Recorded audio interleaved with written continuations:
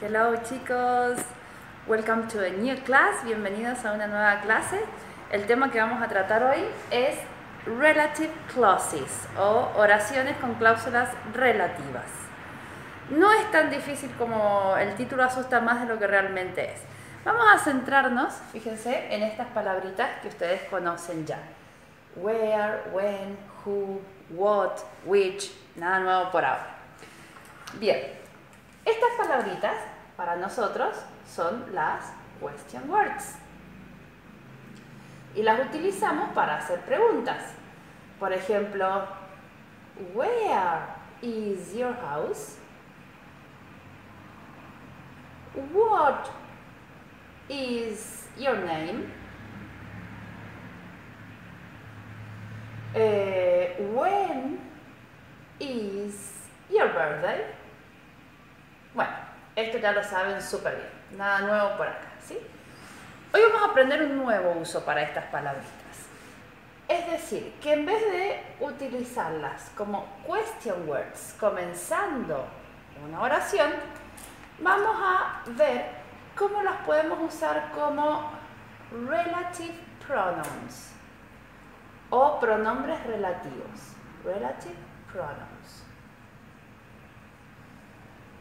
Es decir, en este caso, la palabrita, en vez de estar al comienzo de una pregunta, va a estar entre medio de una oración afirmativa o negativa y nos va a servir para unir dos partes de la oración. Veamos algunos ejemplos para que entiendan lo fácil que es. This is the house where I was born. Esta es la casa donde nací. En este caso, acá tenemos nuestra palabrita, where. Aquí estoy, me fui muy lejos de la cámara. Ahí está. Ahí tenemos la palabrita where. Y fíjense que está en una oración afirmativa, no está comenzando la oración, sino que está entre medio uniendo dos partes. Esta es la casa donde nací. Entonces lo vemos prácticamente como un conector y esa es la función de los pronombres relativos. Where, que quiere decir dónde, hace referencia a lugares. Por lo tanto, siempre voy a tener que mencionar, antes de usar esta palabrita, tengo que mencionar un lugar. En este caso es la casa, ¿sí? Entonces, si yo no usara esta parte de la oración, me queda, esta es la casa. ¿Qué casa? O sea, como que no estoy definiendo nada. Entonces, el pronombre relativo me ayuda a definir o a especificar algún objeto o alguna persona sobre la que estoy hablando. Veamos otro ejemplo. The woman who is over there is my sister. ¿Dónde está el pronombre relativo? Acá, who. En este caso, ¿a qué hace referencia who? Hace referencia a personas. ¿A qué persona estoy hablando específicamente? A una mujer. ¿Qué mujer? Bueno, ahora lo aclaro. La mujer que está por allá es mi hermana. Esto yo lo puedo traducir como qué o lo puedo traducir como quién. Eso va a depender de la oración, cómo nos quede mejor, no hay problema. Muchas veces, por lo general, todas estas palabritas reemplazan al famoso qué que yo quiero poner en alguna oración. Pero bueno, va a depender, como les dije recién, la traducción va a depender mucho del contexto de la oración. Veamos un último ejemplo. Hay una aclaración para hacer y es la palabra what. La palabra what se usa sí o sí cuando es question word, ¿sí? Para trabajar acá. Pero si la estoy usando como pronombre relativo, cambia y ya no es what, es el famoso that, que ustedes lo reconocen. Entonces, veamos el ejemplo. The book that I'm reading fantastic. El libro que, y ahora ponemos that, esto es un error muy común que cometen usualmente cuando usar what y cuando that. Ahora lo tenemos claro, ¿sí? Siempre entonces que estemos en una question usamos what, y cuando queramos usar un que como conector usamos el that. The book that I'm reading is fantastic. El libro que estoy leyendo es fantástico. ¿A qué hace referencia ese that? A un objeto. En este caso, el libro.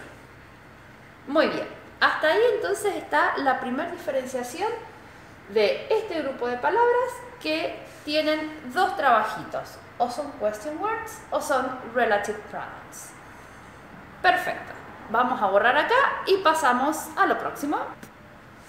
Bien, nos enfocamos ahora en los pronombres relativos específicamente. ¿Cuáles son? Who, that, which, where, when. También podemos usar why, whose.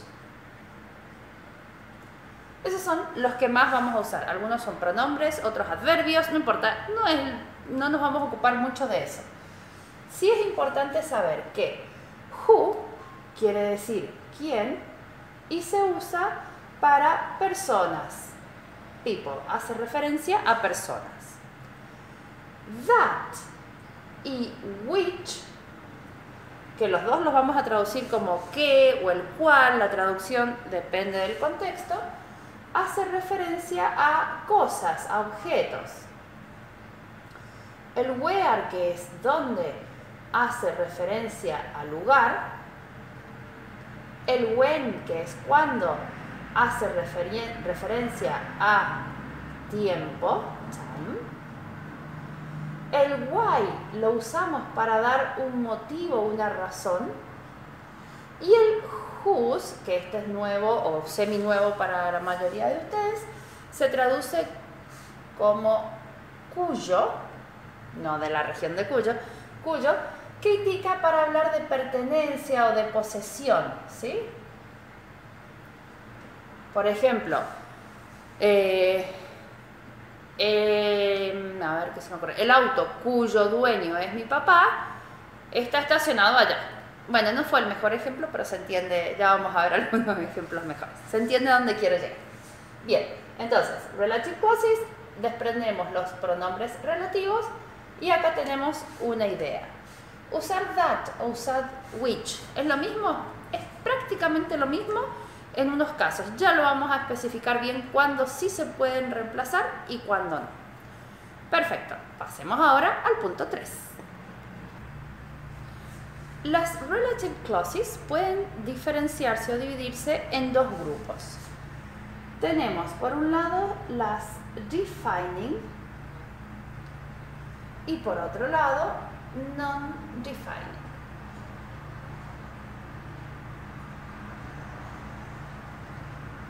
¿Qué significa esto? Bien, vamos a ver un ejemplo y a partir del ejemplo vamos a analizarlo y a entender bien. Defining relative clause, analicemos esta oración. This is the phone that is broken. Acá tengo el pronombre relativo, that. ¿Podría haber usado which en este caso? Sí, podría haber usado which, no hay problema. Este es el teléfono que está roto o este es el teléfono el cual está roto. ¿Por qué se llama defining este tipo de oración? Porque la relative clause, es decir, todo lo que está después del pronombre relativo, sirve para definirme, en este caso, el objeto. Si yo no pusiera esto, me queda, este es el teléfono. ¿Qué teléfono? No estoy definiendo o no puedo especificar de qué teléfono estoy hablando. Entonces, el pronombre relativo acá Y la oración clause es como si fuese una parte de la oración. La oración relativa está ayudando a definirme el objeto. Entonces, en este caso se llaman defining. Quiere decir que si yo saco todo lo que sigue del pronombre, la oración es como que pierde sentido. Me queda, este es el teléfono, y, bueno, sí, es el teléfono, pero necesito especificar, ¿ok? En el caso de las non-defining, veamos ahora el ejemplito. ¿Saben qué? Lo voy a escribir por aquí para que ustedes puedan verlo bien. Me parece que de aquel lado se firma mejor. Así que vamos a sacarla. Ustedes cuando lo copian lo hacen más bonito. Bueno, las non-defining. Veamos el ejemplo.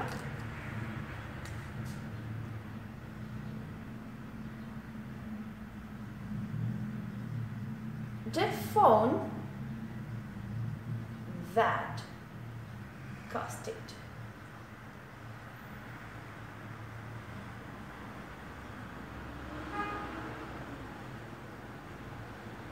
Ahí estamos. El teléfono, the phone, es más o menos la misma oración. The phone that costed $100 is broken. El teléfono que costó $100 está roto. ¿Cuál es el pronombre, la relative clause en este caso? Bueno, el pronombre, acá está, that. ¿Cuál es la relative clause? Todo esto de acá, que costó $100. Es decir, lo que está entre medio de comas. Teacher, las non-defining siempre van a estar entre comas, exactamente. Y esa es la forma para que ustedes se den cuenta de manera fácil. Si yo saco esta información que está entre comas, me queda the phone is broken. El teléfono está roto, que es la información realmente importante.